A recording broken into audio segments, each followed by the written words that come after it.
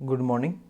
आज सबसे पहले उठ के मैंने ग्रेटिट्यूड जर्नल लिखा, अपनी डायरी पढ़ी और डीप वर्क बुक से 4-5 पेजेस पढ़ने के बाद मैं पुशअप्स लगाने के लिए आ गया। फिर मैं अपने पेपर्स को सही से लगाने के लिए बैठ गया, क्योंकि टेबल तो मेरा ऑलरेडी सही था, सिर्फ टेबल पर पेपर बिखरे हुए थे मेरे।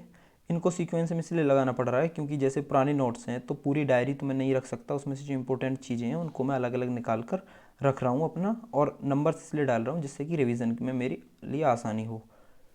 मैंने अभी मेंस की प्रिपरेशन बिल्कुल छोड़ दी है। 16 को मैं अपना इंटरव्यू देकर 17 से मेंस की प्रिपरेशन अच्छे से करूँगा, क्योंकि लास्ट के जो 13 दिन है उनमें अपना बेस्ट दूंगा IBPS PO मेंस के लिए। RRBs के एग्ज़ाम अच्छे से देने का ये फ़ायदा होता है कि आप लास्ट में IBPS और SBI PO के लिए तैयार हो जाते हैं बड़े अच्छे से। और अब की बार SBI PO के लिए ये भी सही है कि 27 दिसंबर को होगा और टाइम है अपने पास। जब तक मैं ये सब सीक्वेंसिंग साथ में ये एपिसोड सुनते हुए कर रहा था स्पॉटिफाई पर कि how to nail a interview as an introvert, क्योंकि वहाँ बोलते वक्त जो झिझक होती है उसके बारे में देखना कि कैसे लोग क्वेश्चन कर रहे हैं, और वो लोग अपना एक्सपीरियंस शेयर कर रहे थे। फिर मैं आदित्य सर की क्लास से टाइप्स ऑफ बैंकिंग और कोलेटरल्स किस टाइप कौन कौन से होते हैं वो पढ़ने के लिए बैठ गया। उसके बाद मैंने क्लास देखकर ज़ोर ज़ोर से बोलकर उनको प्रैक्टिस किया कि अगर क्वेश्चंस पूछे जाएंगे तो मैं क्या जवाब देने वाला हूँ उन्हें। पता नहीं क्यों कॉन्फिडेंस तो मुझे फील हो रहा है कि मैं वहाँ इंटरव्यू में ज़्यादा अच्छे से परफॉर्म कर पाऊँगा। अब देखते हैं कि रियल इंटरव्यू में क्या होता है, वहाँ कैसा परफॉर्म करता हूँ मैं। उसके बाद मैं एक ब्रेक लेने के लिए बाहर चला गया, और मेरा लैपटॉप भी अपडेट मांग रहा था तो मैंने उसको पहले अपडेट पे लगाया और मैं थोड़ा बाहर वॉक करने के लिए चला गया। और जब वॉक करने जाते हैं तो उसका फ़ायदा ये होता है कि डीप वर्क बुक में भी लिखा है कि वो सैलो वर्क होता है, और सैलो वर्क में जो आपने इन्फॉर्मेशन पढ़ी है वो प्रोसेस होती है साथ में। ब्रेक से लौटने के बाद मैंने आदित्य सर के इंटरव्यू बैच की दूसरी क्लास करना स्टार्ट किया, और क्लास करने के बाद मेरे को दिमाग में आया कि वो हमेशा एक क्वेश्चन करते हैं कि हॉबीज़ क्या हैं आपकी, और मैं उन्हें वही हॉबी बताता हूँ जो मेरी हॉबी है, कि रीडिंग करना मेरी हॉबी है, बट और एक क्रिकेट खेलना मेरी हॉबी है। मैं क्रिकेट खेलता हूँ, क्रिकेट के बारे में कभी पढ़ता नहीं और ज़्यादा मैं मैचेस देखता नहीं हूँ, तो इसलिए मुझे क्रिकेट के बारे में उतना इन डेप्थ नॉलेज नहीं है जो वो पूछते हैं। बट बुक्स के बारे में जब वो पूछते हैं कौन सी बुक्स मुझे पसंद हैं, तो मुझे वो बतानी है जिन बुक्स के बारे में मुझे अच्छे से पता है।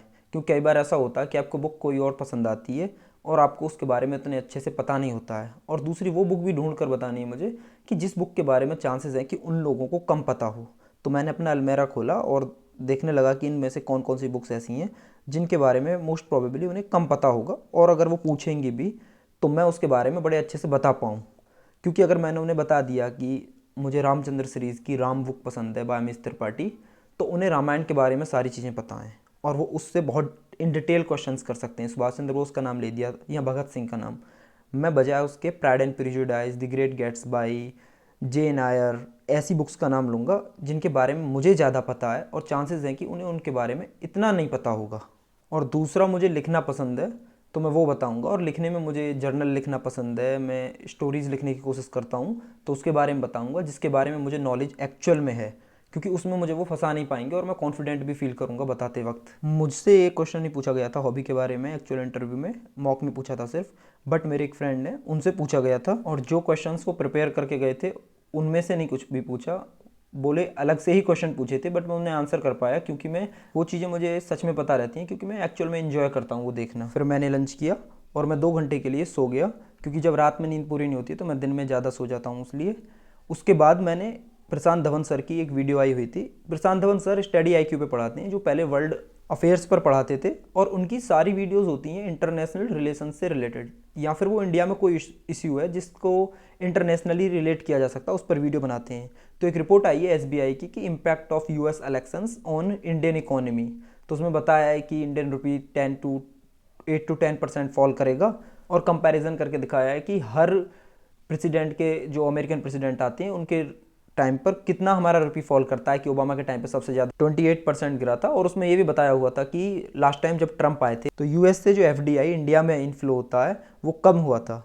तो वो क्वेश्चन कर सकते हैं कि इंडिया का रुपी, जो इंडियन रुपी है, इतना ज़्यादा डेप्रिसिएट कर रहा है, तो उसे अप्रिसिएट करने के लिए आप क्या कर सकते हैं। तो रिपोर्ट में बताया हुआ था कि हमें रिन्यूएबल सेक्टर की तरफ ज़्यादा फोकस करना चाहिए, क्योंकि हम ज़्यादातर जो इम्पोर्ट करते हैं वो क्रूड ऑयल वगैरह करते हैं। उसके बाद मैंने उसकी PDF भी पढ़ी जिससे कि मैं और चीज़ें नोट कर पाऊँ। फिर मैंने आदित्य सर की 2 क्लासेस की थी चेक्स एंड नेगोशिएबल इंस्ट्रूमेंट्स के बारे में, बट उन्होंने उन 2 क्लासेस में 2 घंटे में बहुत कम इन्फॉर्मेशन दी हुई थी।